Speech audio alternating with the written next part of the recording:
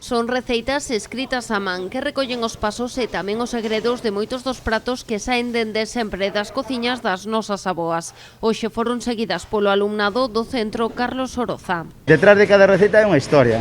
Entonces, unha vez que poñemos en común na clase a historia da persona, unha persona que aos 13 anos empezou a traballar nunha casa en 1920, pois de cociñeira, con 13 anos, e a carrexar cubos de agua e tal e cual, eso lle chama atención, porque eles danse conta, ostras, son privilexiado. Eu estou estudiando o que me gusta con 20 anos e esa persona que ten unha receita tan boa e que cociñaba tan ben, non o pudo facer. Todos estes anos de traballo onte e hoxe tiveron a súa culminación. No restaurante do Carlos Oroza serviuse un menú elaborado con estas receitas recuperadas da memoria de nais, tías ou avoas. Unha das cousas polas que hai que empezar é por isto, darse conta que a cocina de verdad e a cocina de produto empeza na casa e na súa casa.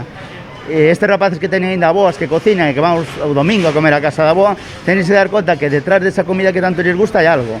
Entonces, este traballo é un pouco pensando neso, que no futuro, cando sexan profesionales, que rescaten ese tipo de elaboracións, ese tipo de produtos, ese tipo de conductas dos seus maiores e que o reproduzcan no seu restaurante, non todo é mirar para arriba, non, ver un pouquiño a raíz. Esta receita de empanada de bacallau de Cipriana non foi a única, pero si quizáis a máis especial da xornada de hoxe. Ela estivo no restaurante, mentre seu neto Adrián ocupábase dos fogóns para preparar este prato. Estou un pouco máis acostumado, xa fixen un par de veces coa miña avoa na súa casa, trasladala aquí, bueno, moito máis fácil, co nivel, con todos os fornos que ten e todo, é moito máis fácil. Que Adrián nos enseñó muy bien, estamos un poco nerviosos a ver si le gusta a su abuela, porque sabemos que las abuelas son las más exigentes, entonces a ver qué tal está todo, esperemos que les guste mucho. Que faja empanada, que aprenda a facer de todo un pouco, e depois que seja estudiando ainda para quitar o superior, siquiera. Un momento especial para ambos, pero tamén un reto para Adrián, porque o listón estaba ben alto. Creo que o ha de facer ben, porque ainda me chamou